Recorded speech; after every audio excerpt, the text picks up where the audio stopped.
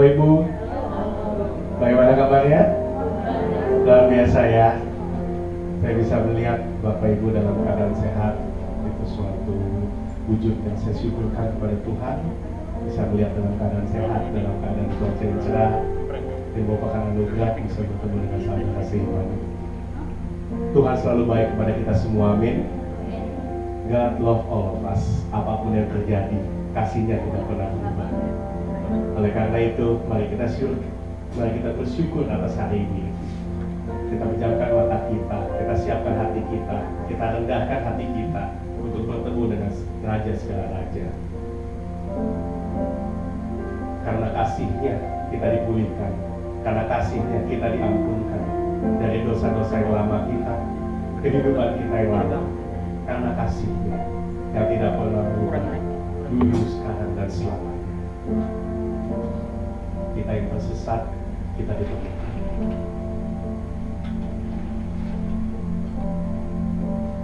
Mari Bapak Ibu, bagi yang sudah selesai berdoa kepada Tuhan, kita bersyukur kepada Tuhan. Mari kita angkat pujian kita yang terbaik. Kita berikan suara-suara yang terbaik. Dia layak disembah, dia layak ditinggikan.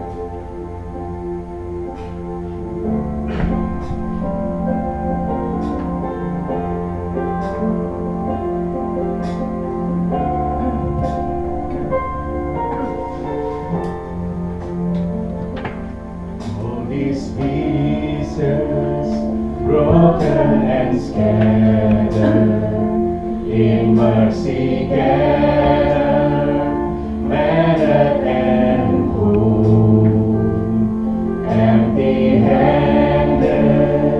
but not forsaken. I've been set free, I've been set free.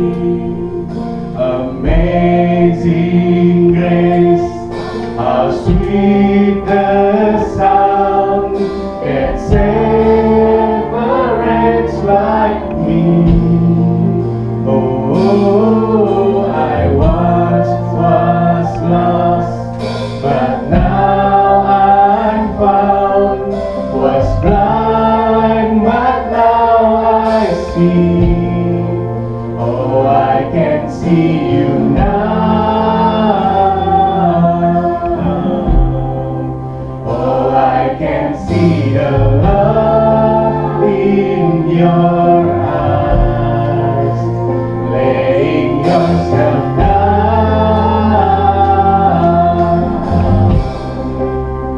raising up the broken to life.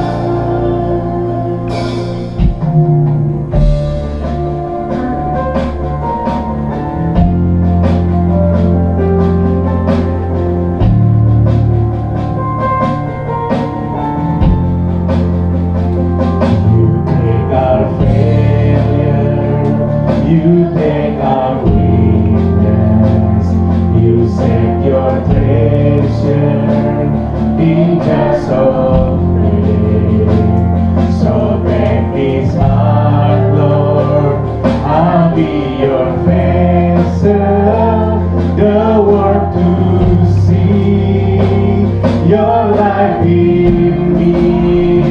Oh, amazing grace, how sweet the sound. Oh, I can see the love in your eyes, laying yourself down, raising up the broken to life. Mari Bapak Ibu kita bangkit berdiri.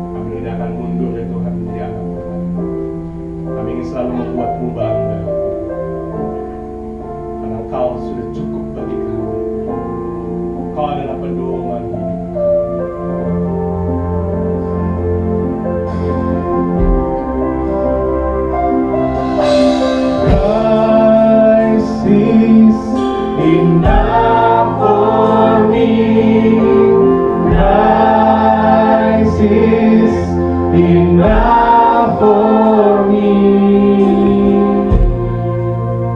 Everything I need is in you. Everything I need. Christ is enough for me. Christ is enough for me.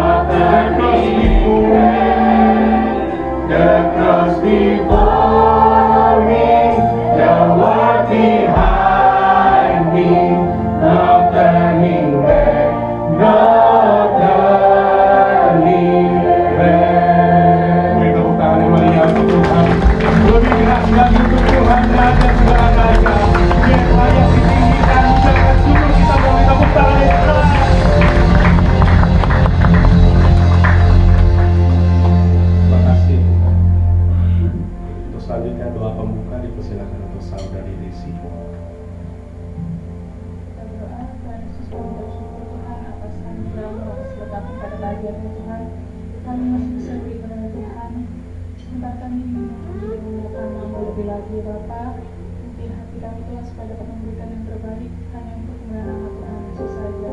Terima kasih Tuhan Yesus, Tuhan yang pimpin kita ini dari awal hingga akhir. Hanya dalam nama Tuhan Yesus kami siap memuji dan menyembah-Mu. Dalam nama Tuhan Yesus, haleluya. Amin. Ya, silakan Ibu kasih salam, kasih senyuman yang terbaik ke kanan kiri belakang kita. Mari kita wujudkan syukur kita bertemu dengan saudara seiman.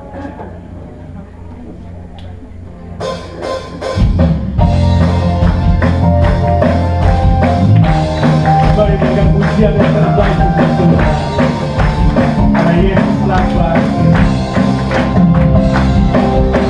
Bangkit, suka nama Yesus.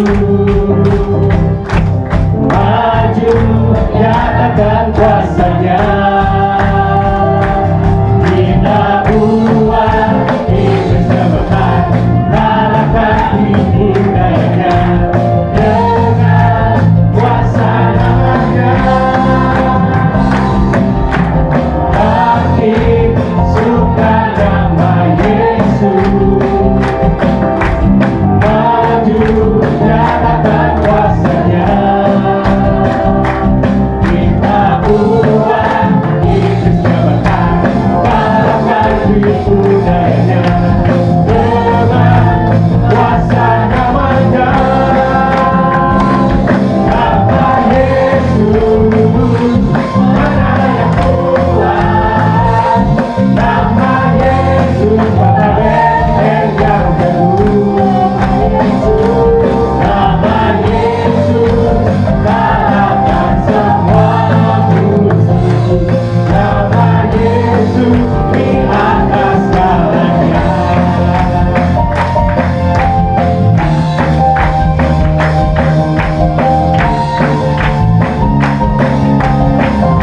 Majukan namanya.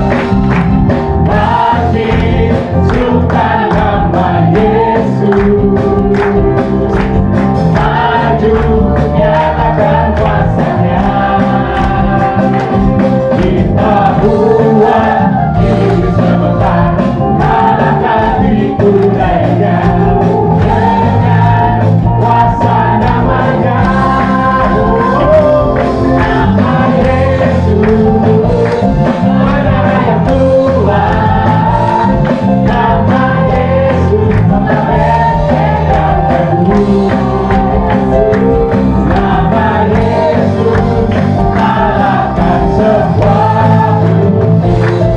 Nama Yesus, di atas Kuasa yang menyanyikan nama Yesus. nama Yesus, mana yang kuat. Nama Yesus, kota benteng yang teguh. Nama Yesus, kalahkan semua musuh.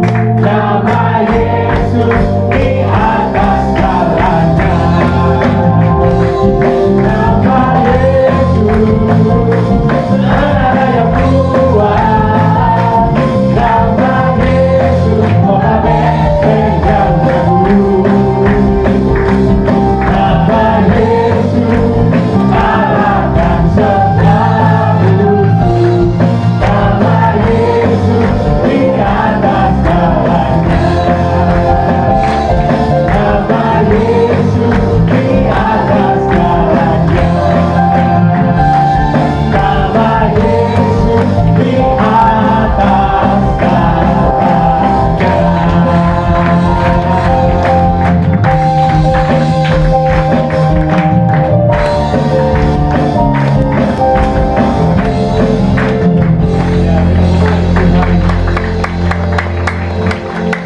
Saya ingin melihat tangan-tangan yang terangkat dan masih ingin memberikan yang terbaik untuk Tuhan. Amin. Mari kita selalu bersorak-sorak untuk Dia.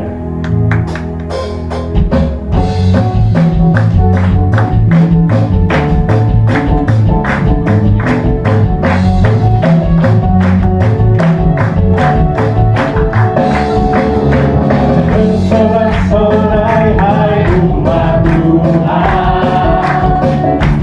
Pujian pujian namanya. Bersama kasihnya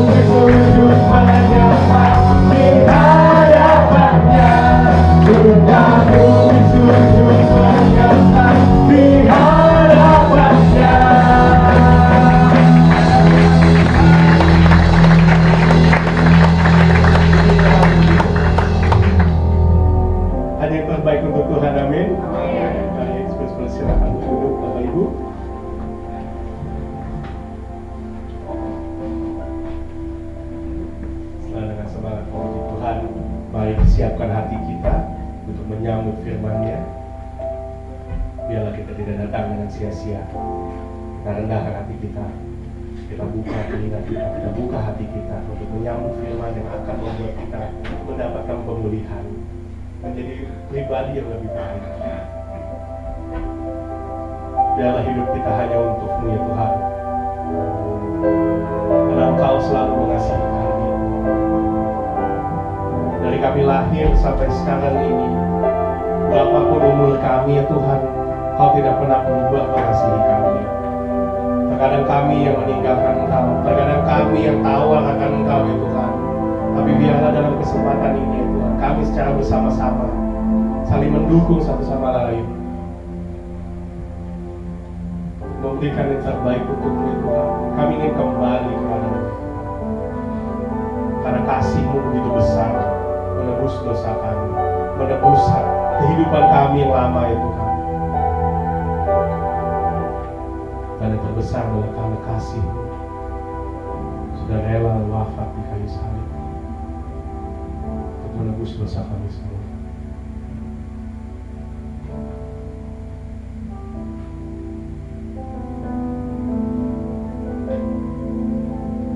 Hanya Kau Tuhan di hidupku,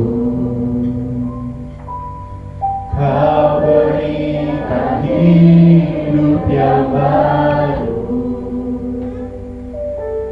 darah-Mu menyuci dan memulihkan hatiku, menyatakan Kaulah segalanya.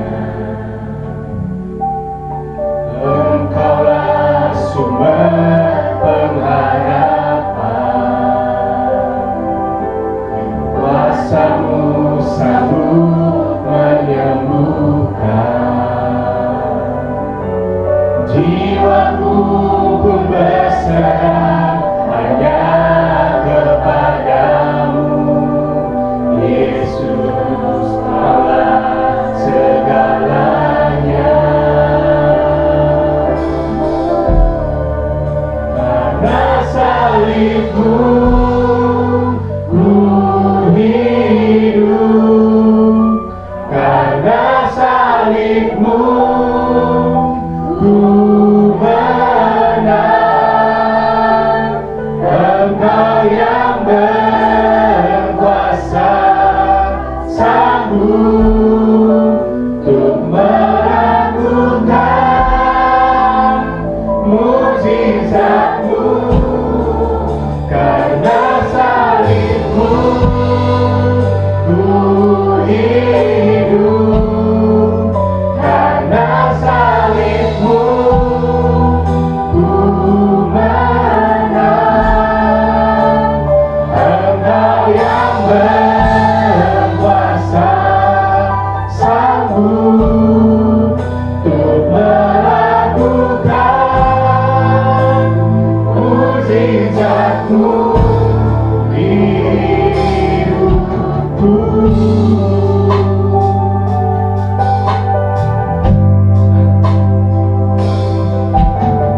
Hanya Kau Tuhan di hidupku. Kau berikan hidup yang baru. Darah-Mu mencucikan, pulihkan hatiku. Menyatakan Kaulah segalanya. Kaulah sumber pengharapan. Kuasa-Mu sanggup menyembuhkan. Jiwaku pun berserah hanya kepadamu. Yesus, Kaulah segalanya. Karena salibmu ku hidup, karena salibmu ku menang. Engkau yang berkuasa sanggup untuk melakukan mukjizat-Mu. Karena salibmu ku hidup, karena salibmu ku menang. Engkau yang berkuasa sanggup untuk melakukan mukjizat-Mu. Karena salibmu ku hidup, karena salibmu ku menang. Engkau yang berkuasa sanggup untuk melakukan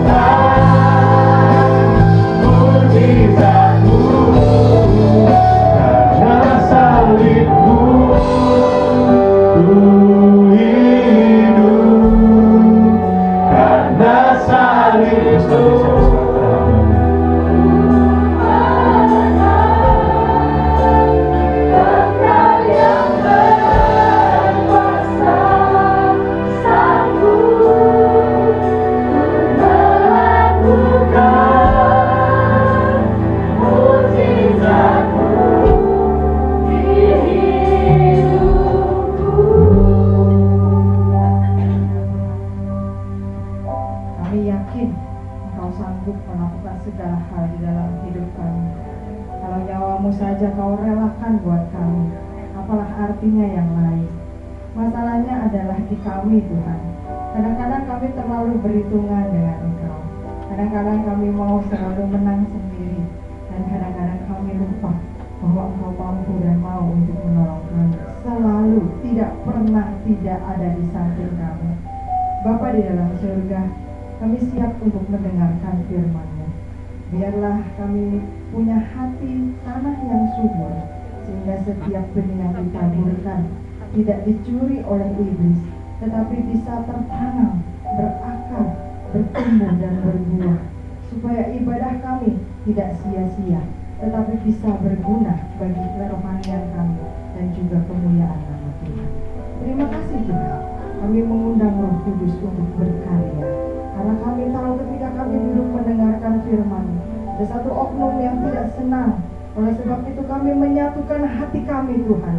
Dalam nama Yesus kami tengking, hai iblis si jahat, Engkau yang tidak berasal dari kerajaan surga, terkutuk keluar dari hati kami, keluar dari pikiran kami, bahkan keluar dari ruangan ini. Mari Roh Kudus, berkaryalah. Kami siap untuk diproses dan diubahkan. Terima kasih Tuhan. Hanya dalam nama Yesus kami berdoa dan bersyukur. Amin. Silakan duduk Bapak Ibu Saudara. Belum terlambat rasanya kalau saya mengucapkan selamat Paskah gitu ya. Karena baru minggu yang lalu kita merayakan Paskah, memperingati Paskah, dan kita sedang dalam masa-masa menuju 40 hari. Dalam masa 40 hari menuju ke kenaikan Tuhan Yesus. Nah, Bapak Ibu Saudara, sebenarnya ketika kita merayakan Paskah ini sangat unik, sangat spesial. PowerPoint-nya bisa ditampilkan. Nah, hari sangat unik, sangat spesial. Karena apa?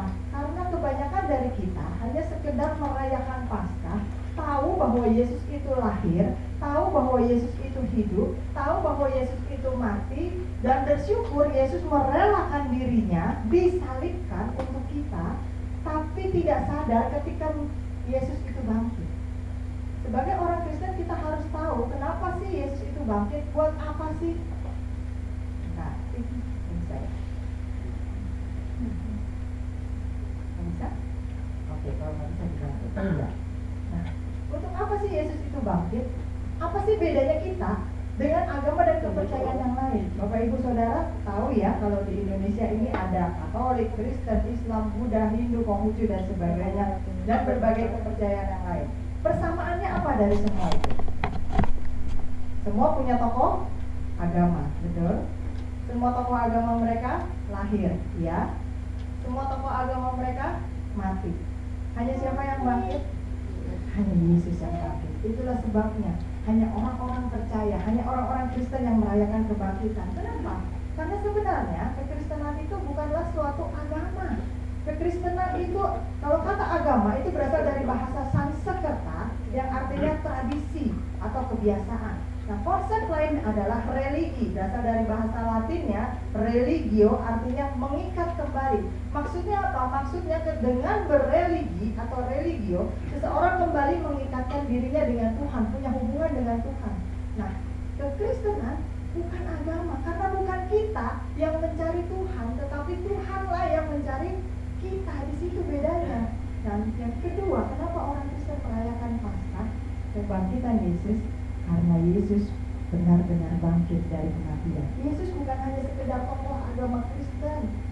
Yesus bukan hanya sekedar manusia yang katanya dijadikan Allah atau dan sebagainya. Tidak, tapi Yesus Kristus memang 100% Allah dan 100% manusia. Nah, kita lihat dulu apa sih artinya Paskah. Paskah kalau di dalam perjanjian lama, jauh sebelum kedatangan Yesus ke dalam dunia, Paskah itu adalah perayaan pembebasan bangsa Israel dari 430 tahun perbudakan di Mesir. Lalu apa yang mereka lakukan? Pada masa itu terdapat upacara roti tidak beragi, persembahan anak sulung, dengan upacara korban Paskah dan sebagainya. Sesuai dengan kitab suci, ini merupakan perintah Tuhan untuk dilakukan oleh bangsa Israel. Lalu kemudian dalam perjanjian baru, apa artinya Paskah? Beda lagi Bapak Ibu Saudara. Dalam perjanjian baru, Paskah ini merupakan penyesuaian. Karena apa? Karena Yesus sudah datang ke dalam dunia sebagai apa? Sebagai anak Allah yang berkorban buat kita. Sehingga bagi kita di dalam perjanjian baru ini menunjukkan kasih, anugerah, dan kuasa Allah yang luar biasa. Karena apa? Karena dengan Paskah itu Allah meluputkan, melepaskan, membebaskan orang-orang yang percaya. Ini penting secara spesifik. Meluputkan orang-orang yang percaya. Yang tidak percaya tentunya tidak mengalami hak-hak privilege seperti itu. Orang-orang yang percaya dibebaskan dari perbudakan dosa dan diberikan kepastian tentang hidup kekal dan kebangkitan kekal di akhir zaman melalui kebangkitan Kristus. Karena ayatnya Yohanes 3 ayat 16. Saya yakin kita semua udah hafal ayat ini ya, Bapak Ibu Saudara. Yohanes 3 ayat 16. Karena begitu besar kasih Allah akan dunia ini sehingga Ia telah mengaruniakan anaknya yang tunggal supaya setiap orang yang percaya kepadanya tidak melainkan. Artinya buat saya, Bapak Ibu dan Saudara, punya privilege, punya hak khusus. Ketika kita percaya kepadanya, kita punya hidup kekal, kita akan dibangkitkan bersama-sama dengan Kristus. Ketika kita tidak percaya kepadanya, kita menolak dia, maka hak itu tidak bisa kita jalani, tidak bisa kita terima. Nah, Paskah yang kita rayakan, Bapak Ibu Saudara, bukanlah sebuah rutinitas, tradisi, kebiasaan, tapi ada arti yang penting dari kebangkitan Kristus yang harus sebenarnya kita ingat dan kita pahami. Jadi bukan hanya sekedar Yesus bangkit, oke lah, udah tahu di dalam Alkitab, enggak gitu ya. Nah, John Stott di dalam bukunya Karya Kristus Bagi Kita, nah, beliau memberikan 4 bukti bagaimana Yesus Kristus itu benar-benar bangkit. Kenapa? Karena sampai hari ini masih banyak orang yang mencoba mengulik Alkitab, masih banyak orang yang mencoba meneliti berbagai situs sejarah, bukan untuk membuktikan bahwa Kristus itu bangkit, tetapi justru sebaliknya, untuk membuktikan bahwa Kristus tidak bangkit. Karena apa? Karena dimanapun, sampai kapanpun, kekristenan itu selalu yang paling banyak dimusuhi, tapi semakin dihambat, semakin merangkak. John Stott dalam bukunya berkata, kubur Kristus yang kosong, kain kafan Kristus ada buktinya, lalu penampakan Kristus dan perubahan hidup murid-murid Kristus. Nah, kita akan lihat apa hubungannya dengan arti Paskah. Yang pertama, Bapak Ibu Saudara, nah, apa artinya kebangkitan Kristus? Yang pertama, Kristus bangkit artinya Dia berkuasa atas maut. Nah, di Israel, tempat Yesus dikuburkan, ada tulisan, jangan cari orang hidup di tengah-tengah orang mati.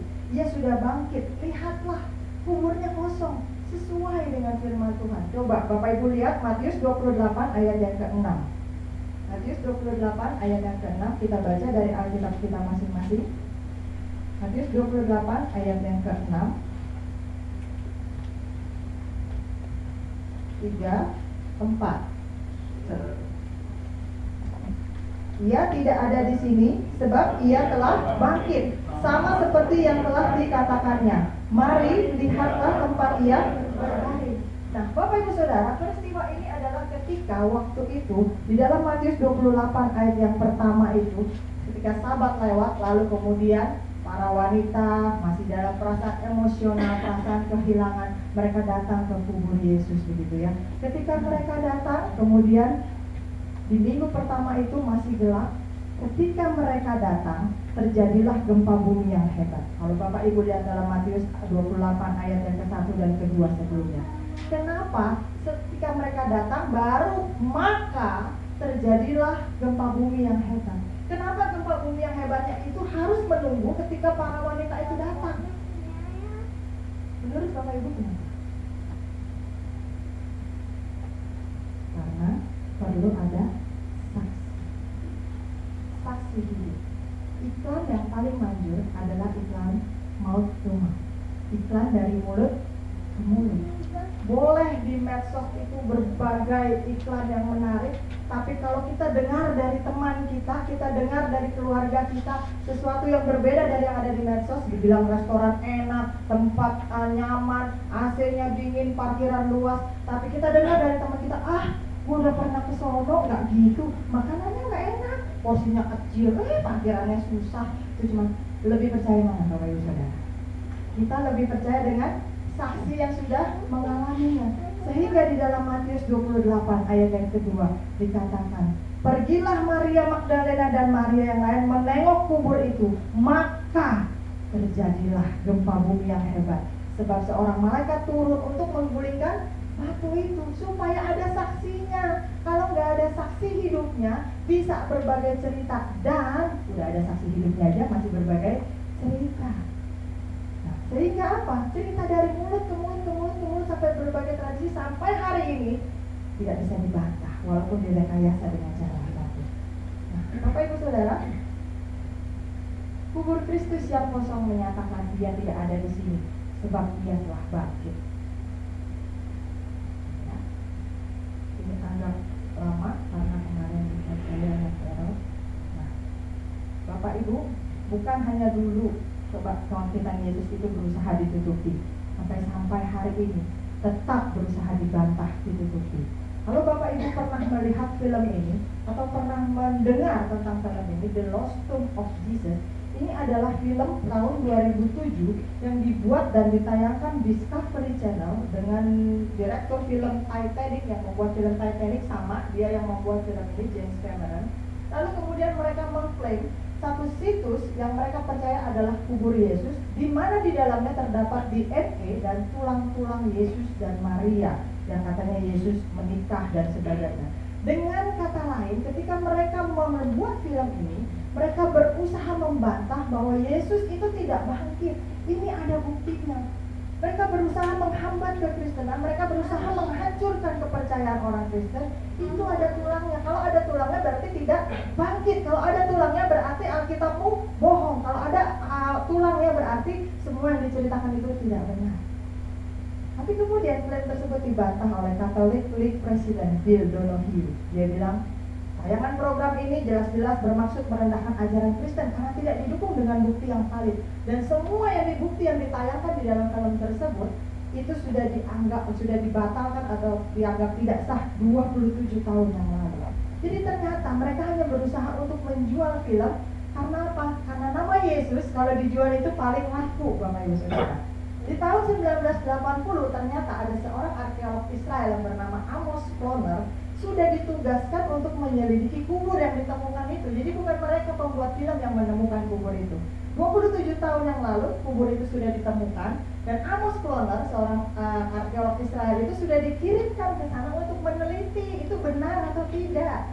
Sehingga ketika film itu ditayangkan, dan kalau kita tidak hati-hati menontonnya, Yesus, pokoknya orang Kristen harus nonton film tentang Yesus. Pokoknya ada Yesusnya semua ditonton. Dan kita percaya begitu saja, rohani kan, ada Yesusnya. Ternyata Ploner mengatakan klaim tentang ditemukannya tubuh Yesus tidak didasari dengan bukti dan hanya usaha untuk menjual film dan tayangan saja. Saya menolak semua klaim dan usaha untuk membangkitkan kembali perhatian akan penemuan-penemuan 27 tahun yang lalu yang sudah dibantah dengan jelas. Tanpa mengurangi rasa hormat, mereka para pembuat film bukanlah seorang arkeolog, tapi hanya seorang penjual film yang ingin filmnya laku. Lalu kemudian, apa yang bisa kita lihat dari hal ini, Bapak Ibu Saudara? Yang pertama, kalau nanti Bapak Ibu Saudara mungkin pernah menonton atau pernah melihat film ini, mereka mengatakan bahwa para muridnya itu,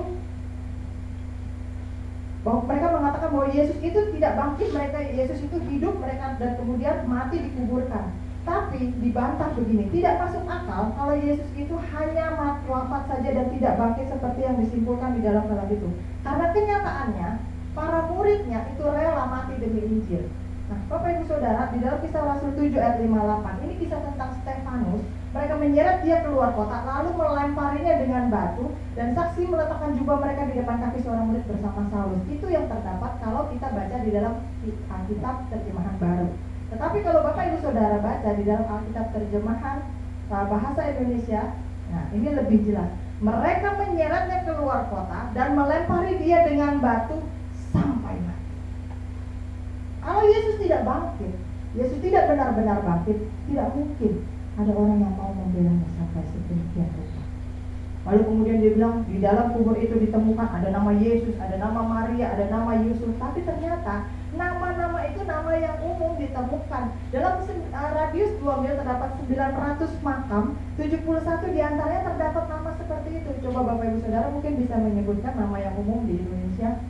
Mungkin Budi, Udin gitu ya. Kalau nama kekristenan mungkin Yohanes begitu kan, Andreas. Nah itu nama yang sangat umum sekali gitu.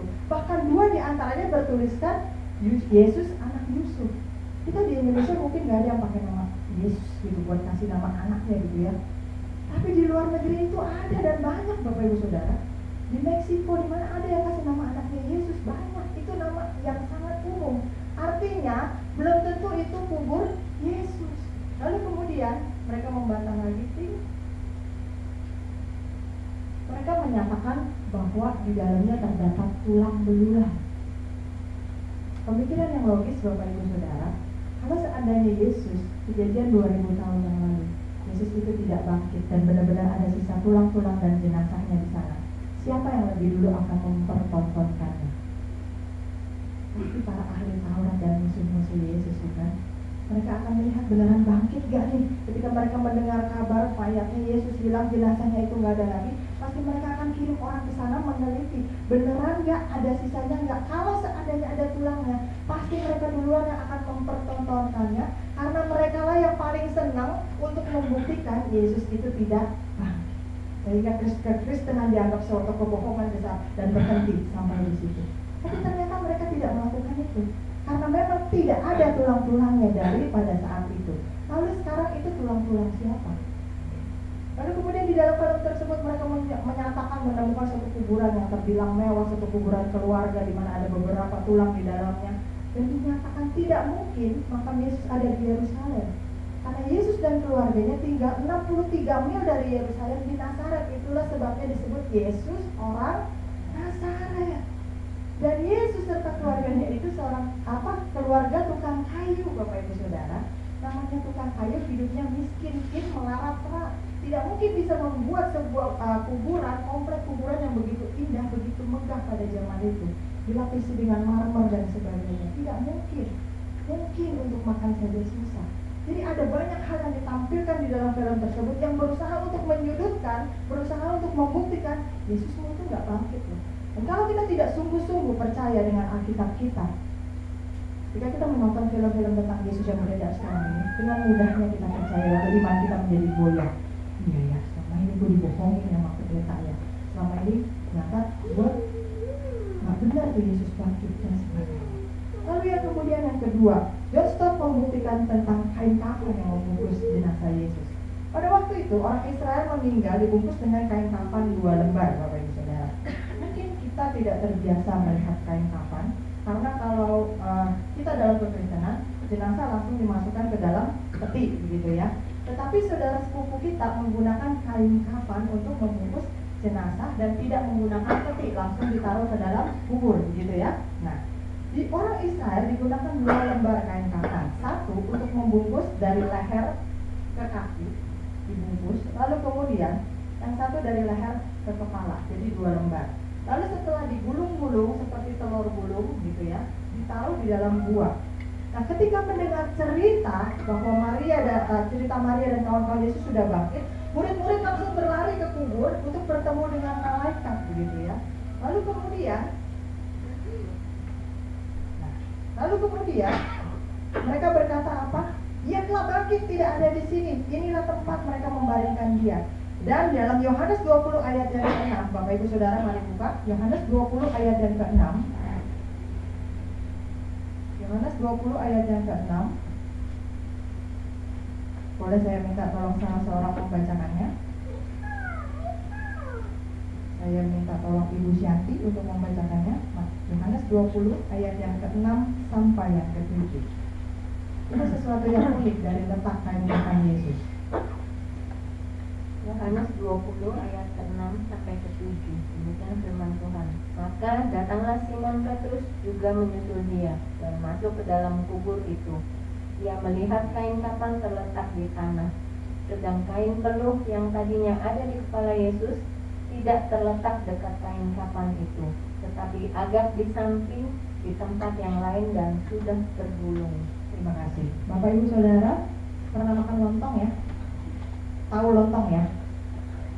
Bisa nggak makan lontong, ngambil lontongnya tanpa ngacak-ngacak bungkusnya? Jadi bungkusnya tetap utuh, lontongnya udah keluar, bisa nggak? Pasti kita harus membuka lembaran lontongnya. atau makan kue yang diikat digulung-gulung untuk mengeluarkan isinya. Dalam gambaran sederhananya, jenazah Yesus itu digulung-gulung dengan kain kafan seperti itu. Tapi jenazah Yesus bisa keluar kain kafannya utuh. Sesuatu yang tidak mungkin. Kain kafannya masih terletak utuh. Kalau ada Bapak Ibu Saudara yang bisa membuktikan makan lontong tanpa merusak bungkusnya atau sesuatu kue, makanan apapun deh begitu ya, yang dibungkus-bungkus, digulung-gulung, yang harus kita buka bungkusnya dan kita bisa mengeluarkan isinya tanpa merusak kemasannya, mungkin Bapak Ibu Saudara bisa menerangkan bagaimana Yesus keluar. Tapi sampai hari ini terbukti bahwa Yesus benar-benar bangkit karena gulungan kain kafannya masih seperti itu, tetap tergulung rapi, sedangkan Yesusnya sudah tidak ada di sana. Manusia biasa tentu tidak bisa melakukannya karena sudah mati. Hanya yang bangkit, yang benar-benar bangkit, yang bisa melakukannya. Tidak ada tubuh Yesus di dalamnya. Pastor Gabriel Antonelli membuat seminar kain kafan dan dia menyebutnya manusia kain kafan. Lalu kemudian dia memberikan beberapa argumen bagaimana kain kafan itu sesuatu yang unik. Yang pertama, beliau bilang manusia kain kafan ini dimakamkan secara layak dan pantas. Ini sesuatu yang tidak lazim bagi seorang yang dianggap penjahat, apalagi yang dihukum salib pada waktu itu.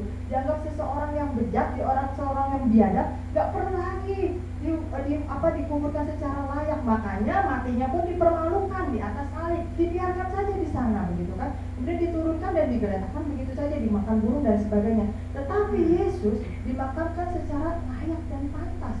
Bahkan ada seorang kaya yang merelakan kuburannya untuk dipakai oleh Yesus. Yang kedua, manusia kain kafan itu nggak dimandiin. Bapak Ibu Saudara yang pernah mengurus kedukaan pasti tahu ya, bahwa sebelum dimasukkan ke dalam peti atau dibungkus dengan kain kafan, biasanya jenazah kan dimandikan sebersih-bersihnya begitu ya. Tapi ini enggak. Buktinya apa? Buktinya kain kafan yang ditemukan itu penuh dengan darah, penuh dengan luka-luka. Jadi begitu diturunkan dalam kondisi apa adanya langsung dibungkus. Yang ketiga, cuma orang kaya atau orang terpandang saja yang berani ngadep ke penguasa untuk minta jenazah itu. Orang biasa nggak akan diladeni dan nggak akan berani. Dan kita tahu Yusuf dari Arimatea yang berani menghadap Pilatus. Dia artinya orang kaya, terpandang, dan dia percaya kepada Yesus, sehingga dia meresikokan dirinya, nama baiknya, dan segala status terpandangnya untuk menurunkan jenazah Yesus. Yang keempat, dibuktikan bahwa manusia kain kafan ini diperkirakan hanya di dalam makam itu 20-30 jam saja. Karena lebih dari itu mayatnya sudah membusuk. Jadi artinya Bapak Ibu Saudara, ketika malaikat itu menggeser batu, jauh sebelumnya mungkin Yesus sudah bangkit. Mungkin kubur itu sudah kosong. Tapi kita manusia kan gak bisa tembus pandang seperti Superman, sehingga perlu ada malaikat yang menggulingkan batu itu untuk jelas memperlihatkan kubur itu kosong. Karena hanya 20-30 jam, lebih dari itu mayatnya sudah membusuk. Sedangkan di kain kafan tersebut yang ditemukan tidak terdapat proses pembusukan sama sekali. Artinya sebelum proses pembusukan itu terjadi, Yesus kita sudah mati. Yang keempat, dibuktikan jenazah terpisah dari kain kafan secara istimewa, seperti yang Bapak Ibu Saudara tadi baca di dalam ayat yang sudah dibacakan Ibu Shanti. Secara istimewa atau luar biasa. Logikanya ketika kita membungkus, Bapak Ibu Saudara pasti pernah luka parah ya, membungkus luka kita dengan perban, berdarah-darah, dikasih obat, nempel nggak? Nempel ya, ada bekasnya ya, susah ya bukanya ya. Tapi ternyata kain kafan yang membungkus jenazah Yesus itu tidak terdapat tanda-tanda dibuka kembali dan digulung kembali atau digeser. Jadi tetap seperti yang saya katakan tadi, tetap dalam posisi menggulung dengan rapi. Tapi isinya bisa keluar. Yang keenam, ini yang paling unik. Kain kafan tersebut tetap diambil dan disimpan walaupun berlumuran darah. Secara historis nggak bisa dimengerti Bapak Ibu Saudara, karena bagi orang Yahudi menyentuh makam atau benda-benda yang ada di dalam makam atau berkaitan dengan orang-orang mati itu najis. Jadi mereka nggak akan mau menyimpan kain kafan yang berlumuran darah, kotor, atau masuk ke dalam kubur dan segalanya karena najis bagi mereka. Tetapi kain kafan itu tetap diambil, disimpan, dan menjadi bukti. Artinya ada kejadian yang sungguh luar biasa sampai orang Yahudi pada zaman itu mau meresikokan diri mereka dengan sanksi ancaman hukuman mati kalau sampai mengambil barang dari makam. Mereka mau meresikokan dirinya pada waktu kejadian kebangkitan Yesus hari itu, menyimpannya sampai bisa menjadi bukti yang otentik. Artinya kain kafan itu luar biasa. Bapak Ibu Saudara, berapa banyaknya argumen yang mencoba ditampilkan pun tetap bisa dibantah karena Yesus kita benar-benar bangkit. Amin. Yang kedua, apa artinya Yesus Kristus bangkit? Yesus Kristus bangkit artinya janjinya ditepati. Bukan cuma janji yang ini doang, tapi ada 1290 janji boleh di dalam Alkitab. Ada 33.000 janji boleh. Kalau Bapak Ibu Saudara mau bikin hitungan yang baru pun boleh. Semua janjinya pasti akan dia tepati. Kalau bangkit aja dia bisa, apalagi hal yang lain. Kalau untuk bangkit saja dia mampu, apalagi menjawab setiap doa kita. Bapak Ibu Saudara, sebelum Yesus mati di kayu salib dan dikuburkan, dia sudah kasih tahu sama muridnya. Yesus ini kalau kerja rapi, gak pernah separuh-separuh. Dalam Lukas 24 ayat 6 sampai yang ke-7, boleh saya minta tolong Bapak Damai membacakannya? Lukas 24 ayat 6 sampai 7 seperti yang ada di layar. Lukas 24 ayat 6 sampai 7. Ya. Ia tidak ada di sini, ia telah bangkit. Ya, perhatikan yang ini. Ingatlah apa yang dikatakannya kepada kamu ketika ia masih di Galilea, yaitu bahwa anak manusia harus diserahkan ke tangan orang-orang berdosa dan disalibkan, dan akan bangkit pada hari yang ketiga. Ya, terima kasih. Nah, ini berkaitan dengan bukti yang ketiga di dalam buku John Stott Karya Kristus bagi kita, yaitu penampakan Kristus. Yesus menampakkan diri berulang-ulang kepada muridnya selama 40 hari. Jadi kita bayangkan kemarin kita merayakan Paskah. Dalam masa dari Paskah itu sampai masa sekarang ini Yesus berada mungkin di sekitar kita. Mungkin Yesus ikut makan bersama kita, Yesus berjalan dan sebagainya pada waktu itu gitu ya. Kisah Rasul 1 ayat ketiga berkata kepada mereka, ia menunjukkan dirinya setelah penderitaannya selesai. Dengan banyak tanda ia membuktikan bahwa ia hidup selama 40 hari berulang-ulang menampakkan diri dan berbicara tentang kerajaan Allah. Pertanyaannya, buat apa sih? Mau ngapain sih Yesus? Iseng-iseng kah? Masih pengen di dunia kah? Belum pengen pulang ke surga kah? Masih pengen berbuat sesuatu kah? Buat apa sih? Atau mungkin orang bilang, itu kan cuma ilusi, khayalan. Halu para murid-murid, akal-akalan doang tuh. Seolah-olah Yesus masih ada, seolah-olah Yesus bangkit. Karena masih banyak orang yang tidak bisa menerima kebangkitan Yesus. Ilusi adalah ketika kita terlalu menginginkan sesuatu dan didukung oleh situasi. Misalnya, Bapak Ibu Saudara puasa 24 jam, lebih dari 3 hari, rasanya apa? Pengen makan yang enak.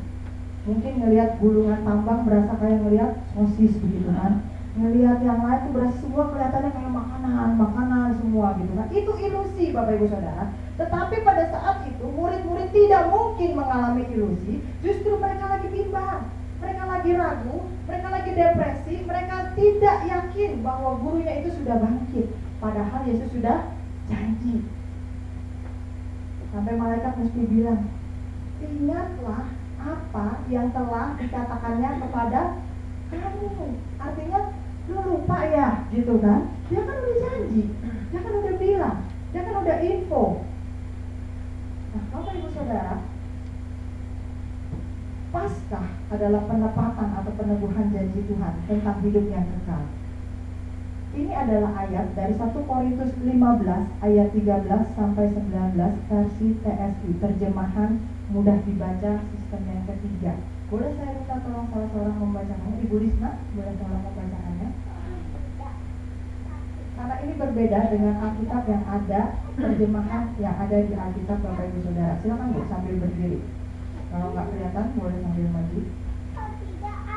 Seandainya tidak ada kebangkitan sesudah kita mati, berarti Kristus juga tidak pernah bangkit kembali dari kematian. Dan seandainya Kristus tidak pernah bangkit kembali, sia-sialah berita yang disampaikan dan percuma aja kalian percaya. Seandainya tidak ada kebangkitan orang mati, berarti kami sudah berbohong dan mengajarkan yang salah tentang Allah. Sebab selama ini kami memberitakan bahwa Allah menghidupkan Kristus kembali. Andai kata benar bahwa orang mati tidak dihidupkan kembali, berarti Kristus juga tidak pernah dihidupkan kembali. Dan seandainya Kristus tidak dibangkitkan kembali, percuma saja keyakinan kita dan kita masih dikuasai oleh dosa. Seandainya tidak ada kebangkitan, berarti saudara-saudara kita yang mati dalam keadaan percaya Kristus juga sudah binasa. Seandainya pengharapan kita kepada Kristus hanya berlaku untuk kehidupan dunia di dunia ini saja, kita orang paling malang di antara semua manusia. Ya, terima kasih. Terjemahan yang lebih mudah dipahami ketimbang terjemahan baru yang ada di Alkitab Bapak Ibu Saudara. Kalau Bapak Ibu menggunakan Alkitab aplikasi, itu bisa tinggal klik saja di sudut kanan atas. Nah, apa sih tujuan Yesus 40 hari berulang-ulang menampakkan diri kepada Thomas, kepada murid-murid, kepada Petrus, kepada orang yang berjalan ke Emmaus dan sebagainya? Apa tujuannya? Tujuannya adalah Yesus ingin mengizinkan orang-orang yang dulu hidup bersama dengan dia, melihat dia, menyentuh dia. Dia ingin menegaskan fakta bahwa, hey, aku ini beneran bangkit. Lihat, aku bukan hilang dicuri, aku bukan pergi meninggalkan kamu begitu saja diam-diam sehingga kamu bingung iya atau tidak aku bangkit. Tapi Yesus menunjukkan, lihatlah aku beneran bangkit dengan tubuh yang baru. Itu tujuan yang pertama. Dia menegaskan fakta tentang kebangkitannya sehingga ada saksi-saksinya. Kemudian yang kedua, dia memulihkan kembali relasinya dengan orang-orang seperti ketika dia masih bekerja dengan mereka dalam daging, ketika mereka masih bisa menyentuh dia, ketika mereka masih bisa bersandar di bahunya Yesus, ketika Yesus mujizat dan menolong kamu. Aku tidak berubah dulu, sekarang, sampai selamanya. Dia pengen meneguhkan kembali hal itu. Kemudian yang ketiga, Yesus ingin dengan tegas mengokohkan launching, kalau istilah kita sekarang, ini dimulai zaman kasih karunia. Udah nggak lagi zaman yang dulu, tapi sekarang kamu tidak hidup lagi di zaman hukum Taurat. Mulai sekarang kamu harus hidup di zaman kasih karunia. Nggak perlu lagi ada perantara, tapi bisa langsung. Dia melaunching zaman kasih karunia secara resmi. Kemudian yang terakhir, Yesus memastikan, memberi semangat, meneguhkan, mengobarkan lagi iman mereka. Walaupun aku nggak sama-sama dengan kamu lagi, dengan kata lain Yesus pengen bilang begitu, tetapi pekerjaanku, karyaku, pelayananku, pemberitaan Injilku harus tetap dilakukan. Kalau seandainya Yesus tidak menampakkan diri berulang-ulang kepada mereka, mungkin saja para murid tidak seyakin itu. Tapi karena penampakan Yesus berulang-ulang, mereka bisa tetap yakin mengerjakan segala sesuatu. Yang ketiga, Bapak Ibu Saudara, apa sih artinya bahwa Yesus itu bangkit? Artinya Yesus bangkit, ada harapan. Amin, Bapak Ibu Saudara. Tadi sudah dibaca ayatnya, seandainya Kristus tidak bangkit, kita adalah orang-orang yang paling malang. Kalau kita cuma percaya Yesus ada di dunia ini percuma Bapak Ibu Saudara duduk di sini. Mendingan kita santai-santai di rumah. Percuma Bapak Ibu Saudara berdoa dalam nama Yesus, nggak ada artinya. Yesusnya mati kok, nggak ada artinya, nggak akan nyampe juga ke surga. Percuma Bapak Ibu Saudara doa-doa sampai jumlah penyembahan kalau Kristus itu tidak hidup. Ada hari sebab dia hidup. Ku tak karena ku tahu dia pegang hati, jadi berarti sebab Tuhan tahu nggak apa yang akan kita alami walaupun kita hidup 2000 tahun sekian dari yang dia hidup. Tahu. Tuhan tahu nggak hidup kita bakal makin susah 2000 tahun sekian dari masa dia hidup. Tahu. Yang lebih sederhananya lagi, Tuhan tahu nggak bahwa hidup kita akan menjadi berubah sebelum dan setelah menikah. Tahu. Tuhan tahu nggak hidup kita akan jadi berbeda sebelum dan setelah punya anak. Tahu. Tuhan tahu nggak kita butuh pekerjaan. Tahu. Tuhan tahu nggak apa yang kita doakan. Tahu. Itulah sebabnya dia bangkit 2000 tahun yang lalu, sehingga kita punya harapan. John Stott dalam karya Kristus bagi kita menampilkan bukti yang fakta. Karena adanya harapan, maka ada perubahan hidup. Orang yang punya harapan dengan orang yang gak punya harapan, hidupnya pasti beda. melakukan segala sesuatunya dengan semangat dan ogah-ogahan, pasti beda hasil.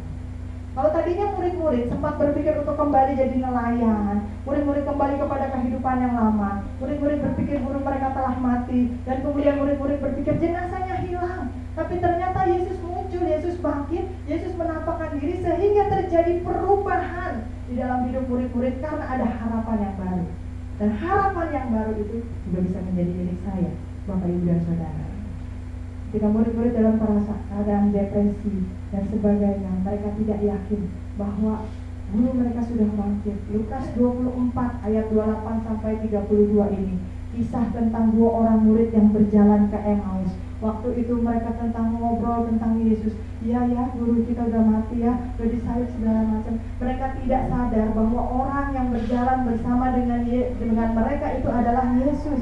Sehingga ketika mereka sampai dan kemudian waktu itu udah sore, udah gelap, mereka bilang, aduh bro, kalau pakai istilah sekarang, aduh bro, jangan pulang dulu lah, jangan lanjut perjalanan dulu lah, silakan ada di sini dulu, makan bersama kami, bermalam bersama kami, besok pagi-pagi baru silakan lanjutkan perjalanannya. Pada waktu itu Yesus setuju. Yesus duduk makan bersama dengan mereka. Lalu Yesus melakukan ciri khasnya yang membuat mereka mengenali Yesus.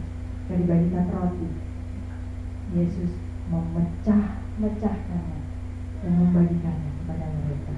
Pada saat itulah mata mereka terbuka dan mereka mengenali Yesus.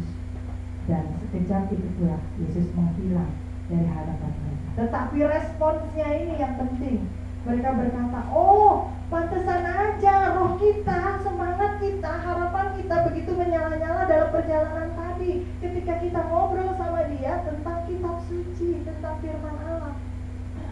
Bapak Ibu Saudara, harapan yang sama, semangat yang sama, doa-doa kita akan dijawab oleh Tuhan. Itu semua pengharapan yang sama yang bisa kita dapatkan karena Kristus itu sudah bangkit, beneran bangkit, Bapak Ibu Saudara. Kalau kita melihat ini hanya 4 contoh dari perubahan hidup murid-murid Yesus. Bapak Ibu Saudara bisa googling di sini bagaimana cara mati murid-murid Yesus itu ada banyak sekali dijelaskan secara detail. Bagaimana Thomas yang tadinya tidak percaya, lalu kemudian akhirnya mencucukkan jarinya di lubang lukanya Yesus, sampai akhirnya dia mengabarkan Injil dan mati di India ditombak gitu ya. Kemudian Markus yang mati dengan berani, ditarik dengan kuda ke 4 penjuru ketika mengabarkan Injil begitu kan. Kemudian Petrus yang tadinya menyangkal Yesus berapa kali? Ayam berkokok berapa kali? Ayam berkokok berapa kali? Ayam berkokok 3 kali. Petrus menyangkal 3 kali. Yesus disalib 3 kali gitu kan. Karena lapar, Bapak Ibu Saudara. Nggak usah pikirin berapa kali ayam berkokoknya, yang pasti Petrus menyangkalnya 3 kali begitu kan. Mau 1 kali 2 kali udah salah, apalagi sampai 3 kali ayamnya nggak usah dipikirin, Bapak Ibu Saudara. Dan pasti itu ayam berkokok, Petrus menyangkal Yesus gitu ya. Jangan sampai salah, Yesus disalib 3 kali udah salah banget begitu kan, karena latah. Petrus yang menyangkal 3 kali tapi dia bisa berkhotbah dengan berani, dan sekali berkhotbah 3.000 orang bertobat. Plus karena masih ada yang lain-lainnya. Matius dulunya pemungut cukai mengabarkan Injil sampai disalib dan dibunuh dengan pedang. Ada banyak perubahan hidup yang luar biasa dan roh yang menyala-nyala karena Yesus bangkit. Ada hari esok yang penuh harapan, ada hidup yang kekal setelah kematian. Itulah sebabnya kita harus menjalani hidup kekristenan kita sungguh-sungguh, karena hidup bukan sekedar mati dan selesai, tidak. Tapi ada kematian kekal, ada kehidupan kekal, dan itu yang menjadi tujuan kita. Latihannya sekarang, bukan nanti. Orang yang percaya akan mati 1 kali dan hidup 2 kali. Kita bisa bertemu lagi dengan orang-orang yang sudah mendahului kita. Ini menjadi harapan juga loh. Penderitaan kita karena iman kepada Yesus tidak sia-sia. Ini semua detail-detail harapan yang bisa terjadi dalam hidup kita karena Yesus bangkit. Ada harapan. Bapak Ibu Saudara, orang yang percaya terhadap kebangkitan Yesus pasti, saya ulangi, pasti akan mengalami perubahan dalam hidupnya. Karena dia punya harapan, karena dia tahu dia tidak sendiri. Alone, but not lonely. Sendiri, tapi tidak kesepian. Sendiri, tapi tidak sendirian. Dalam 1 Korintus 15 ayat 53 sampai 57 yang saya cantumkan di situ versi TSI ketiga lagi karena lebih mudah untuk kita pahami. Dan boleh saya minta tolong Ibu Leni membacakannya bagi kita semua. persiapan, boleh maju Bu. Perubahan yang kita alami nanti ibarat mengganti pakaian, karena tubuh yang bisa mati ini akan diganti dengan tubuh yang tidak bisa mati. Sewaktu tubuh kita yang bisa mati diganti dengan tubuh yang tidak bisa mati,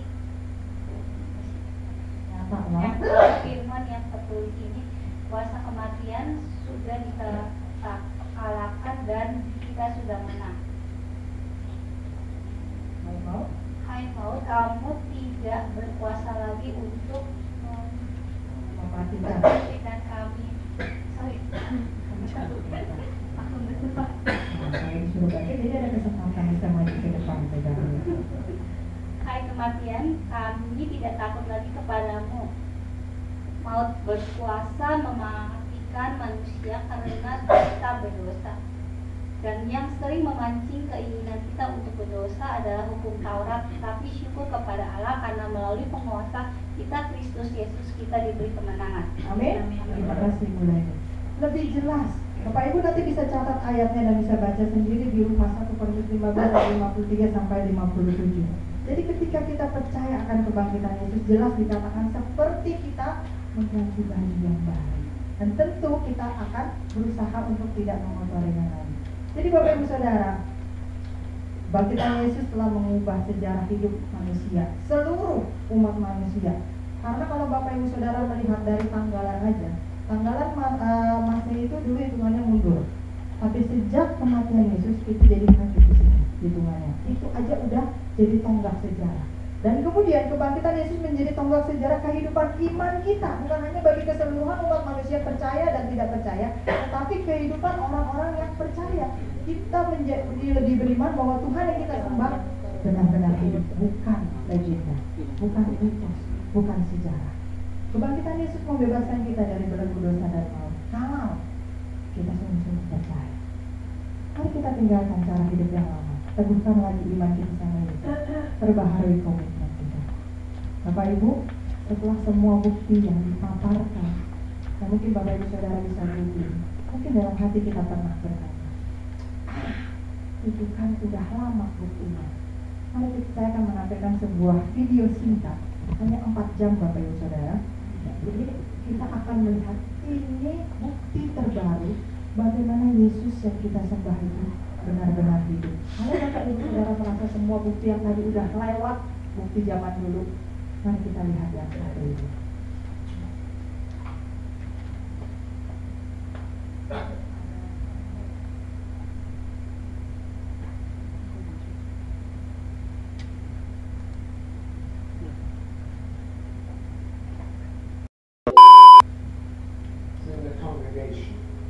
Who had been travelling by air from Australia to New Zealand over the Tasman Sea. And halfway across to New Zealand, they had run into a violent electrical storm, and the clouds seemed to be on fire with lightning all around the aircraft. And she was quite frightened. And the plane was being tossed around with the wind and the air pockets. And the passengers panicked and they were screaming, they were holding on to each other. I think they all thought the plane would break up and they would all die. And the lady noticed that the lady sitting next to her against the window was praying. Well, anybody would pray in that situation. But she said to her, "Excuse me, but are you a Christian?" The lady said yes. And so they said, "Well, let's pray together." And together they said, "Lord, you stilled the storm 2,000 years ago. Please do it again. But please still the storm inside the plane as well as outside." And within 2 minutes, everybody in the plane was at peace. And it stopped screaming and was sitting quietly. But the storm continued outside. And she had a camera, so she leant over across the new friend, and she held the camera at arm's length against the window and pressed the trigger, hoping that she might get a picture of this extraordinary sight of the lightning apparently setting the whole sky on fire. Well, she took the film to be developed in New Zealand after she landed safely, because as soon as she took the photograph, the storm outside stopped as well. And they came into clear air and landed safely in New Zealand. She took the film to be developed, and the shop rang her up later and said, "Your photographs are ready, but will you please come and pick them up yourself? I want to talk to you." And when she went to collect the photograph, she said, "Why do you want to talk to me?" And the photographer said, "Where did you get this photograph?" And she told how she held the camera against the window of the plane and how the storm was stopped as soon as she took the photograph. And the photographer and his family all became Christians that afternoon. It was originally a colour photograph. I've only managed to get it on black and white in this transparency, but this was how the photograph turned out. I don't think you'll be able to see the face.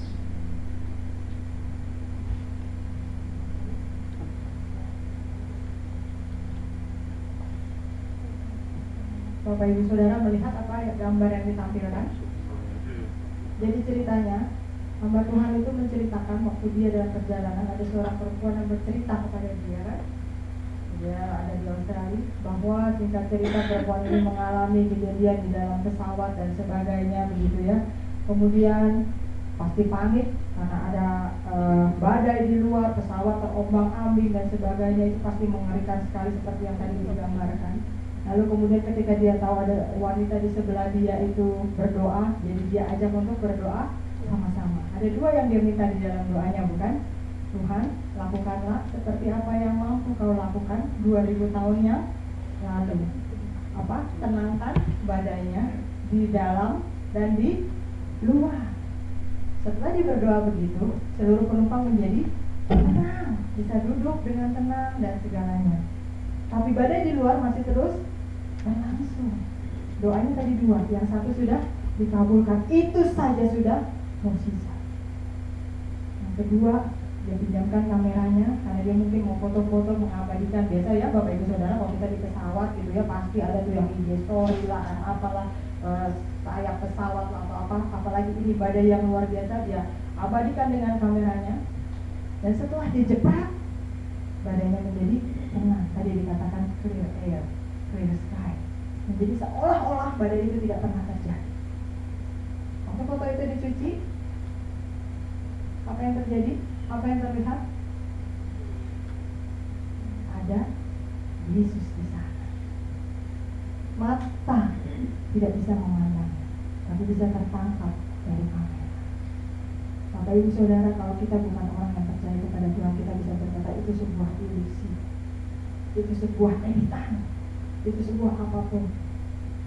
Tapi kalau kita melihat bagaimana sang pendeta ini menuturkannya di atas mimbar, dan bagaimana runtutan kejadiannya bahwa itu terjadi setelah mereka berdoa dan terjadi mukjizat, bagaimana para penumpang bisa tenang, lalu kemudian di luar badannya juga bisa tenang, mereka bisa mendarat dengan aman di tempat tujuan tanpa kekurangan suatu apapun karena mereka berdoa. Artinya apa?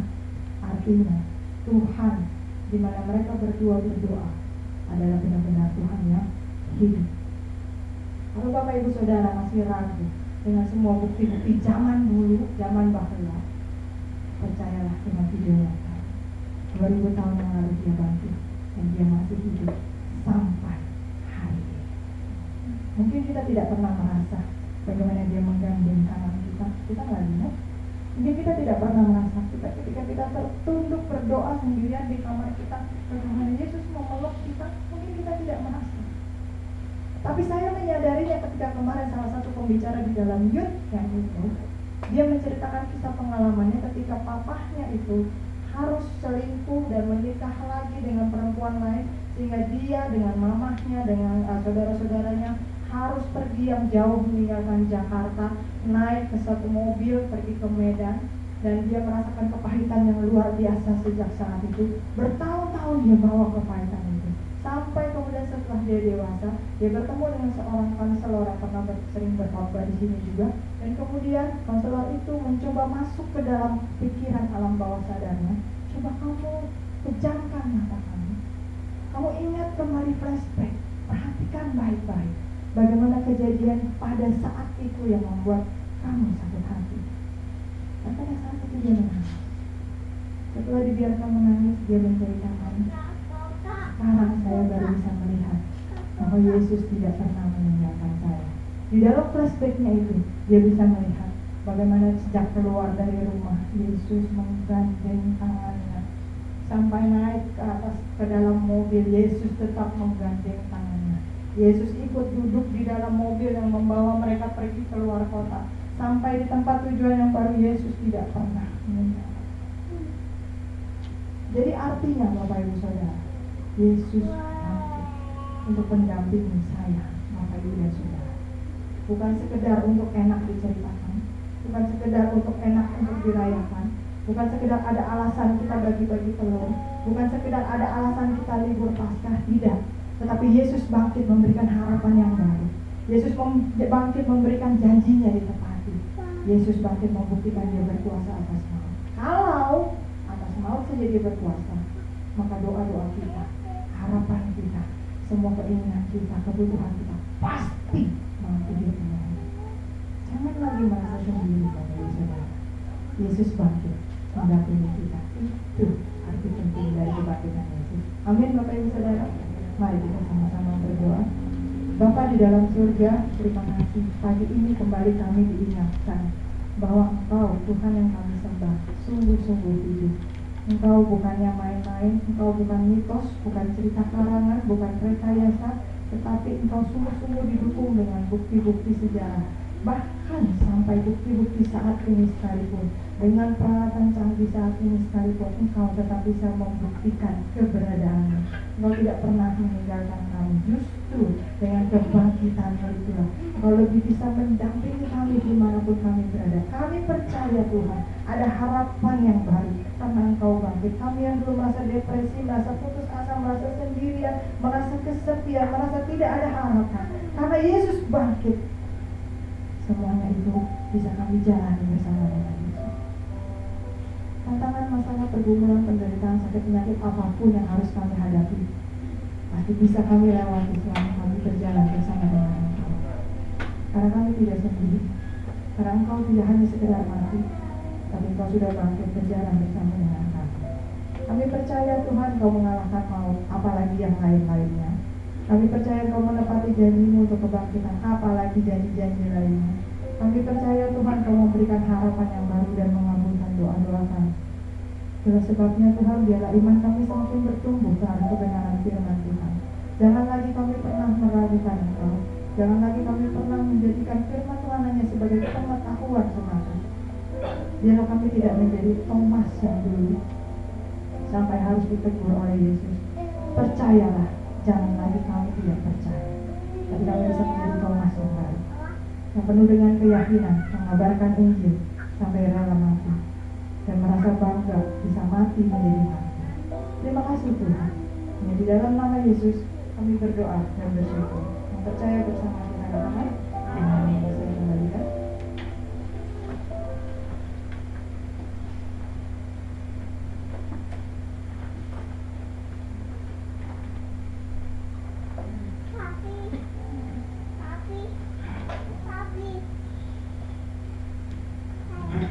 Diberkati oleh firman Tuhan, saya berikan tangan kita angkat. Terima kasih atas seluruh jemaat GBLBK dan Gembala. Mengucapkan terima kasih atas pelayanan saya, atas khotbahnya. Tuhan Yesus memberkati. Sekarang mari kita persiapkan persembahan kita yang terbaik. Apa yang bertugas dapat dipersilakan untuk maju.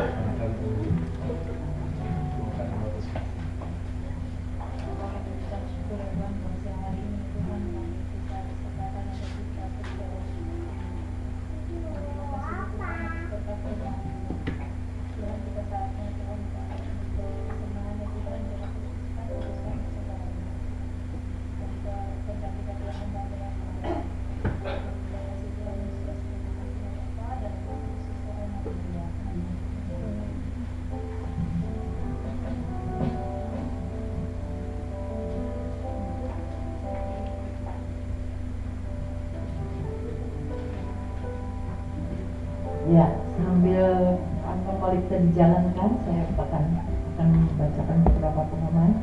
Shalom Bapak Ibu kasih dalam Tuhan. Puji Tuhan kita masih diberi kesempatan untuk bersekutu dengan Dia. Kami atas nama Ibu Gembala dan seluruh jemaat sekali lagi mengucapkan terima kasih untuk pelayanan Dia. Tuhan Yesus memberkati. Apakah di antara jemaat ada yang baru pertama kali beribadah bersama kami di gereja ini? Tidak ada ya. Ya, kita akan terus berdoa dan kita juga akan bergerak ya, dan bergerak untuk mencari jiwa-jiwa. Amin. Saya juga mengucapkan shalom Bapak Ibu yang di atas. Tuhan Yesus memberkati, selamat beribadah, Tuhan berkati. Terima kasih juga kepada semua pelayan yang telah setia melayani di kebaktian umum hari ini. Tuhan Yesus memberkati dengan bonus yang khusus. Jemaat wanita diundang untuk hadir di kebaktian kaum wanita yang diadakan setiap hari Selasa pukul 10 pagi. Untuk hari Selasa ini tanggal 18 April 2023 pukul 10 pagi, firman Tuhan akan dilayani oleh Ibu Karmelia ya, karena Pak Wiwi ada sedikit gangguan kesehatan ya Pak ya. Kita akan terus dukung dalam doa untuk Pak Wiwi agar dia terus lebih lagi jadi dipulihkan, disembuhkan dari segala sakit penyakitnya. Terima kasih juga untuk Ibu Pendeta Karmelia untuk boleh menggantikan Pak Wiwi di hari Selasa. Mari bergabung bersama kami dalam benteng doa GBI Alberta setiap Jumat jam 10 pagi. Tetapi untuk tanggal 21 April ini ditiadakan ya, dan akan dimulai lagi pada tanggal 28 April 2023. Kaum muda diajak untuk hadir setiap hari Sabtu sore pukul 18 dalam komunitas Alberta Youth Team. Khusus untuk hari Sabtu tanggal 22 April, komunitas Alberta Youth Team ditiadakan sehubungan dengan Hari Raya Idul Fitri dan dimulai kembali Sabtu depannya tanggal 29 April 2023 pukul 18 sore. Jadi mungkin ada yang tidak hadir, anak-anak youth bisa tolong disampaikan ya, yang tidak hadir kepada anak-anak muda, remaja, untuk hari Sabtu ini ditiadakan. Seluruh jemaat diundang untuk kembali hadir dalam kebaktian umum hari Minggu depan tanggal 23 April 2023 pukul 8 pagi. Firman Tuhan akan disampaikan oleh PDM Bibi Karta Elia. Sudah siap ya Pak? Puji Tuhan. Mari kita antarkan anak cucu kita untuk bertumbuh dalam firman Tuhan melalui sekolah minggu atau Alberta Kids yang diadakan setiap hari Minggu pukul 10.30. Berita tentang dana OTA. Terima kasih kepada Ibu Esther Chong yang telah mempersembahkan 200.000 untuk dana OTA. Berita tentang Alberta berbagi. Si Diakonia telah membagikan 40 paket sembako seharga 100.000 per paket untuk tukang-tukang sapu, tukang-tukang parkir, hansip dan lain-lain di sekitar kita dalam acara Alberta berbagi. Berikut update persembahan dari jemaat yang telah mendukung Alberta berbagi di tahun 2023.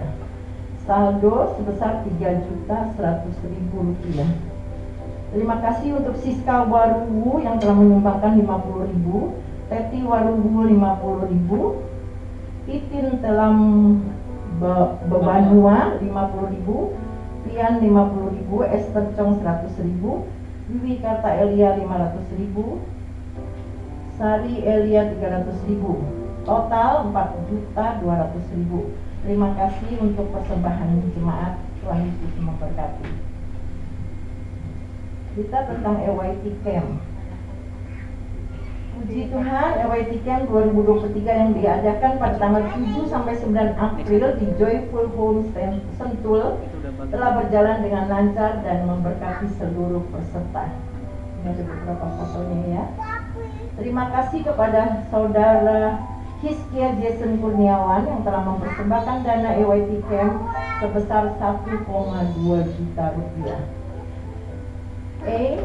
X plus Y sama dengan Z. Waduh, matematika. Yang telah mempersembahkan dana EYT Camp sebesar 5 juta. Terima kasih untuk persembahannya. Bapak Raymond dan Ibu Eva yang telah mempersembahkan dana EWT Camp sebesar 1 juta rupiah. Tuhan Yesus memberkati. Cerita tentang alat musik. Keluarga besar GBI Alberta mengucapkan terima kasih kepada Bapak Randy Tansil dan Ibu Ellen yang telah mempersembahkan 1 set drum elektrik merek Yamaha tipe DTX 700 yang masih berfungsi dengan baik, yang sudah ada di depan ini ya Bapak Ibu. Terima kasih, Tuhan Yesus memberkati Bapak Randy dan Ibu Ellen. Keluarga besar GBI Alberta mengucapkan selamat ulang tahun kepada Santi Siagian tanggal 20 April. Apakah hadir? Hadir ya. Mari tetap dukung gereja kita melalui persembahan atau persepuluhan yang bisa dilakukan lewat kantong kolekte, kotak perpuluhan, transfer ke rekening BCA gereja, scan tulis yang ditempelkan di kursi-kursi ruang ibadah, amplop persembahan yang sudah disediakan dan sebagainya. Tetaplah ikuti kegiatan-kegiatan gereja-gereja kita GBI Alberta melalui warta digital yang dikirimkan di WA Group. Terutama juga untuk para pelayan bisa lebih memperhatikan jadwal pelayanannya. Follow juga Instagram @GBI Alberta Team dan Facebook GBI Alberta. Ya, apakah ada tambahan pengumuman? Ya, kalau tidak ada, mari saya undang. Oh iya, penjualan batik masih tetap ya di depan. Ya, bagi Bapak Ibu ya untuk membantu untuk dana gereja ya. Ya, saya mengucapkan terima kasih untuk partisipasinya. Persembahan yang Tuhan Yesus berkati. Mari kita berdiri dalam mengakhiri ibadah kita siang hari ini.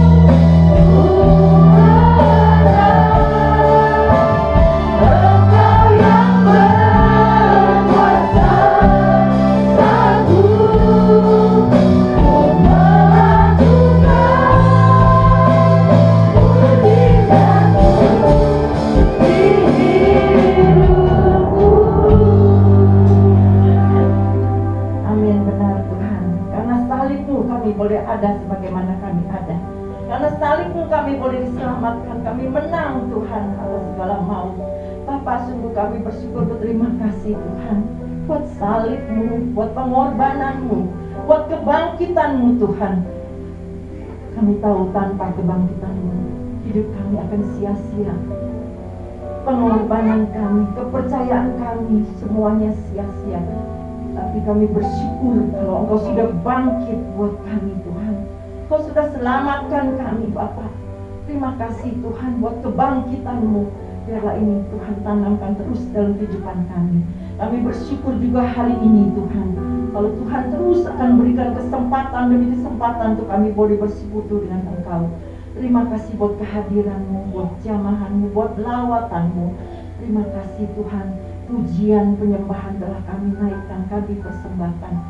Biarlah Tuhan yang menerima, Tuhan yang akan menerima semua pujian penyembahan kami. Bahkan Engkau yang bertata di atas pujian kami Bapa. Sehingga kami yang datang dengan letih, lesu, lemah, kami akan mendapatkan kelegaan. Yang sakit disembuhkan, yang susah dihiburkan, yang yang terikat dilepaskan, yang mengalami masalah dan putus asa diberikan pengharapan baru. Terima kasih Tuhan. Terima kasih buat Ibu Pendeta Karmelia Tuhan yang telah menyampaikan kebenaran firman-Mu. Pakai dia lebih hari lebih heran lagi dimanapun Tuhan tempatkan. Biar setiap benih firman-Mu yang ditaburkan tidak akan kembali dengan sia-sia. bahkan boleh menjangkau jiwa-jiwa lebih lagi bagi kerajaan-Mu ya Tuhan. Berkati Tuhan untuk pelayanannya, untuk keluarganya, untuk Pak Felix sebagai suaminya, Tuhan, kedua anaknya kami serahkan kasih pimpinan-Mu, untuk keluarga besarnya kami serahkan kasih pimpinan-Mu Tuhan. Terima kasih buat hari ini Tuhan, ingatkan Tuhan kebangkitan-Mu Bapak. Kami yakin dan percaya Tuhan, Engkau yang telah menepati janji-Mu Tuhan, Engkau yang telah hadir dan Engkau yang telah bangkit buat kami Tuhan, lewat saksi-saksi, lewat apapun Tuhan. Sekalipun kami tidak melihat, tapi kami yakin dan percaya Engkau sudah bangkit buat kami Tuhan. Bahkan firman-Mu mengatakan berbahagialah mereka yang tidak melihat namun percaya. Kami pegang Tuhan janji-Mu. Kami percaya sepenuhnya Tuhan Engkau telah bangkit buat kami. Bahkan kami sudah mengalami mujizat demi mujizat dengan kehadiran-Mu dalam kehidupan kami. Di dalam setiap pergumulan masalah yang kami hadapi, kami sudah menang bersama dengan Engkau Tuhan. Terima kasih Bapak. Tanamkan meteraikan setiap firman yang telah kami dengar Bapak. Bapak dalam surga, Allah Roh Kudus yang terus akan mengingatkan kepada kami pada saat kami lemah, pada saat kami membutuhkannya Tuhan. Kami yakin dan percaya Roh Kudus yang akan membangkitkan, mengingatkan kepada kami akan janji-janji-Mu dan firman-Mu. Terima kasih Bapak, terima kasih Yesus. Tuhan Yesus, saat ini juga kami mau berdoa Tuhan untuk anak-anak-Mu, hamba-hamba-Mu Tuhan, di GBI Alberta, para pengurus komisi-komisi seluruh GBI Alberta, para BPG Tuhan. Tuhan, berikan kami kesatuan hati untuk kami boleh bergandengan tangan Tuhan, untuk melakukan yang terbaik buat Engkau, karena Engkau yang telah lebih dahulu memberikan yang terbaik buat kami. Hari ini khususnya kami mau berdoa untuk Bapak Wibikata Elia Tuhan yang saat ini turun di rumah. Tuhan Yesus, kami berdoa dia adalah hamba-Mu yang setia Bapak. Engkau yang mengasihi dia lebih dari orang-orang yang terdekat sekalipun. Engkau yang tahu segala keberadaannya Bapak. Apa yang dia rasakan, Engkau pun merasakannya. Karena itu pada saat ini kami mau berdoa Tuhan, kami bersah hati, kami berdoa di dalam nama Yesus. Tuhan jamah Bapak, khususnya untuk jiwanya Tuhan, berikan semangat yang baru Tuhan, bangkitkan Tuhan. Kalau Yesus telah bangkit Tuhan, kami yakin dan percaya saat ini juga Tuhan akan bangkitkan imannya Tuhan, semangatnya Tuhan. Oh, dia boleh lebih lagi Tuhan bersandar berharap kepadamu Bapak. Kau jamah juga seluruh organ tubuhnya dari ujung rambut hingga telapak kaki Tuhan, khususnya untuk ginjalnya Tuhan, kami berdoa di dalam nama Yesus Kristus. Tuhan, berikan ginjal yang baru Tuhan. Seluruh organ tubuhnya adalah milik-Mu, dia adalah kepunyaan-Mu Tuhan. Dia adalah biji mata-Mu Bapa. Kami yakin dan percaya Engkau tidak pernah membiarkan dan meninggalkan dia Bapa. Kami berdoa di dalam nama Yesus, saat ini juga tangan kasih-Mu sudah menjamah Pak Wiwi. Oleh bilur-bilurnya Tuhan Yesus, Pak Wiwi sudah sembuh. Berkati untuk istrinya Rumin Tuhan. Kau berikan dia hikmat, kesabaran, kebijaksanaan yang daripada-Mu, kasih yang daripada-Mu dalam mengurus Pak Wiwi. Terima kasih Tuhan. Berkati untuk anak cucu mantu, keluarga besarnya kami serahkan kasih pimpinan-Mu. Terima kasih Tuhan. Tuhan Yesus, pada saat ini juga Tuhan, kami mau berdoa Tuhan untuk tetangga kiri kanan Tuhan yang telah membolehkan kami untuk beribadah tempat ini. Bapak, kami yakin dan percaya Tuhan, lewat ibadah ini, lewat kami semua Tuhan, Kau mau pakai kami sebagai alat saksi-Mu Tuhan, dimanapun Tuhan tempatkan kami. Kami boleh menjangkau jiwa-jiwa lebih lagi Tuhan bagi kemuliaan-Mu.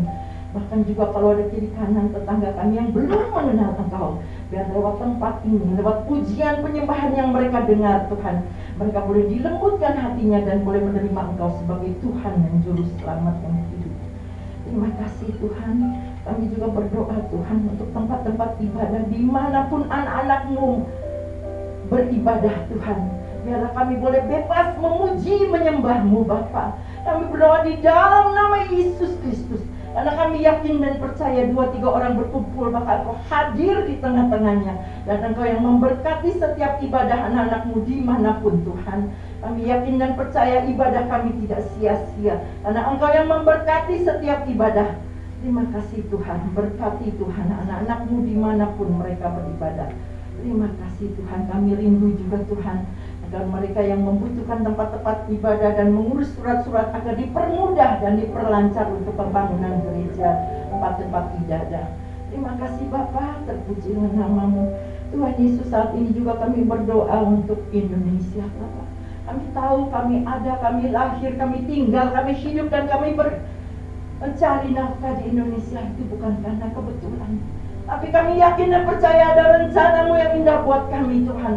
Untuk kami boleh terus Tuhan berbeban dan mendoakan untuk bangsa kami Tuhan.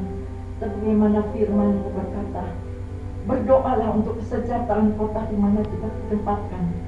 Karena kesejahteraan kota itu adalah kesejahteraan kami Tuhan.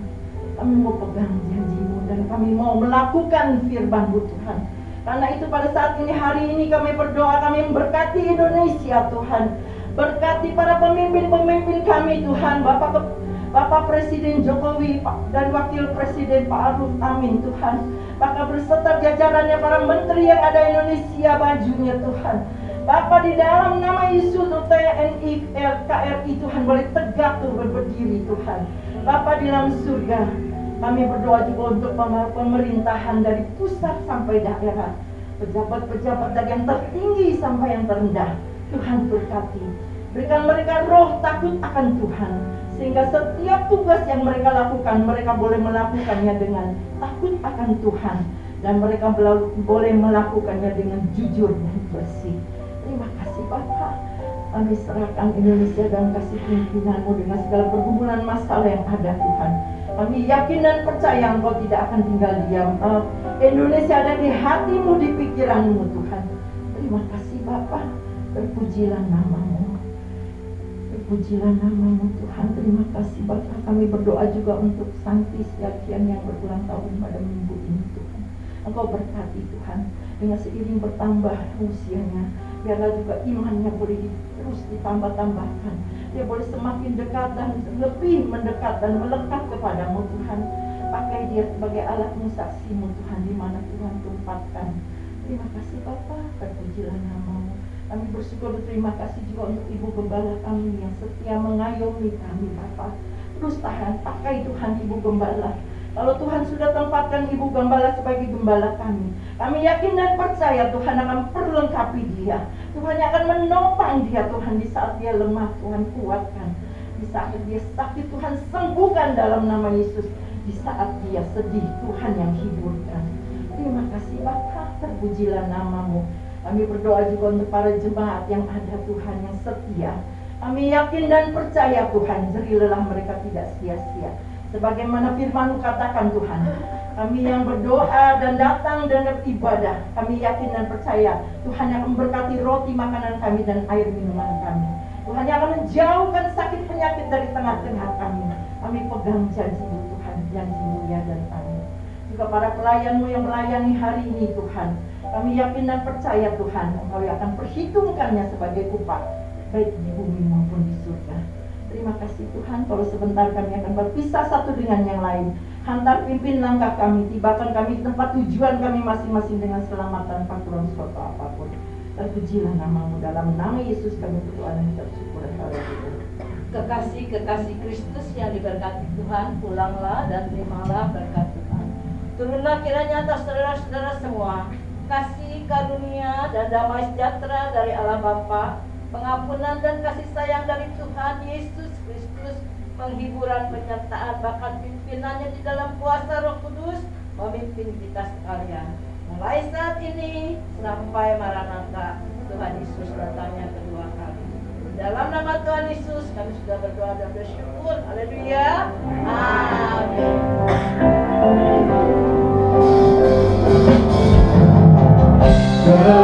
Kemuliaan bagi Allah di tempat yang maha tinggi.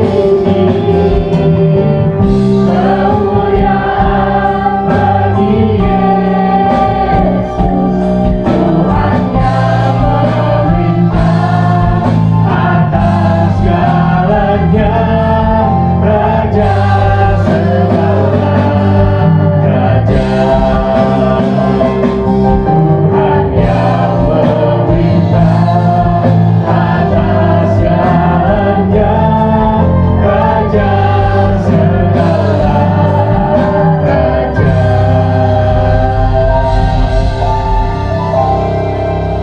hari Minggu. Tuhan Yesus memberkati.